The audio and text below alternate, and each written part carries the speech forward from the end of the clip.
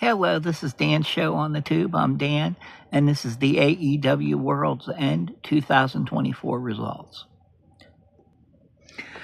First off was Will Ospreay versus Kyle Fletcher in a Continental Classic semifinal. Will Ospreay got busted open really bad, and he won with a Styles Clash. I thought this was a great match. One of the better matches I've seen to open a show. I'd like to see these two work together again. And I was really glad to see Ospreay win because Ospreay was my choice for that match. Next up was Ricochet versus Okada. Okada won with a Rainmaker. After the match, Swerve came out with a wagon full of toilet paper, and him and Prince Nana threw the toilet paper to the crowd. And when Swerve called for it, everybody threw the toilet paper at Ricochet. He got TP'd by the crowd. It was the funniest moment of the night. And I think it's going to allow a feud for Swerve and Ricochet. And I think Swerve's going to probably dominate it. Next was the Tijuana Street Fight for the AEW Women's World Championship. Mariah May versus Thunder Rosa. Mariah May won with a pile driver through a table. They messed it with and involved Thunder Rosa's dad in the match a little bit. I was kind of disappointed with the result. I was hoping Thunder Rosa was going to win. It was a good little hardcore match, though. It wasn't spectacular, but it was good. A video for MJF versus Adam Cole was shown, leading into showing the feud for the last couple of weeks, and that really great promo that happened a couple of weeks ago. MJF battled Adam Cole for the Diamond Dynamite ring. The Undisputed Kingdom was outside guarding the ring. And at one point in time, MJF smacked his own head off the steel steps and pointed at the Undisputed Kingdom and got them thrown out of the match, which I thought was just a brilliant piece of strategy by MJF. MJF won with a pile driver from the outside of the ring in, and he put a chair on Adam Cole's leg, and Roderick Strong and Kyle O'Reilly made the save and celebrated with Adam Cole and the Undisputed Kingdom. Right result, not thrilled about the ending. MJF should dominate Adam Cole. It's not a match, really. Powerhouse Hobbs went against Takeshita next for the International Championship, and Takeshita won with a Raging Fire. I expected more interference from the Don Callis family. There was none. I was expecting Hobbs to win the match, though. Hobbs really has proven quite capable as a wrestler to me lately.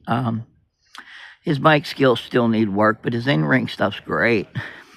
He wrestles a great big guy match. Okada had an interview backstage about Will Ospreay in the finals of the Continental Classic. Okada's got a lot of work to do on his promos.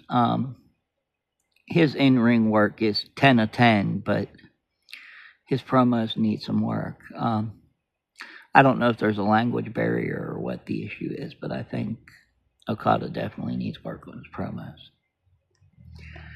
Chris Statlander faced off with Mercedes Moné for the TBS Championship, and Mercedes Moné won with a roll-up. This was a great women's match. Statlander showed her power while Mercedes showed counter after counter after counter. And winning with a roll-up was a surprise to me. It just showed that Mercedes was able to out-wrestle Statlander, and I thought that was the result to have. I definitely think Mercedes... There's only a few people on the roster I think can really give Mercedes a match. Britt Baker was a debacle, but I think if they ran it back, they could have a good match. I'd like to see Toni Storm and Mercedes have a match. That's really about it on the AEW roster that would interest me. The next match was Okada versus Ospreay for the Continental Classic Championship. Okada won with a Rainmaker. After the match, he shook Ospreay's hand. Christopher Daniels came out and said that now would be the time where he would present Okada with the title, but he's no longer in position to do so as he is no longer an EVP. He said, but this man is. And Kenny Omega come out and gave Okada the belt. Pointed at Okada. Didn't shake his hand. They didn't have any kind of real exchange. They didn't even say a word to each other. I'm hoping this builds up to an Okada versus Omega match because I would love to see that. Next up was the main event. It was Orange Cassidy versus Hangman Page versus Switchblade Jay White versus Jon Moxley. The Patriarchy was shown backstage watching the match. Not backstage, I'm sorry, up in the rafters. And then they showed a few rows over was Hook. Jon Moxley managed to win the match with the Death Rider on Switchblade Jay White. They were going to attack Switchblade, and FTR came out to save Switchblade. Then after that, Adam Copeland come out. They all hit the ring, and Copeland faced off with Jon Moxley, and there ended up being a scuffle, and Edge hit a spear and then choked him with a wooden stick. The Death Riders were able to get him loose, and he got away, and they ran away in the background. But team-rated FTR is going to fight the Death Riders at Fight for the Fallen next week. That should be a pretty good match. This is the first time FTR has ever impressed me. I'm not a big FTR fan. Matter of fact, I'm just the opposite. I think they're one of the most boring tag teams in the world. I think their mic skills need some work. They're getting better, but they still need a lot of work on the mic. Their ring work is great, but the character they're presented is quite bland, and I'm not really interested in it. Like, share, and subscribe to the video. In the comments section below, I'm looking to try to improve my videos, and I'd like to know what you as followers and viewers think. If you could leave a comment in the comment section below to let me know what you think, I'd really appreciate it. Thank you, and you all have a good day. Bye.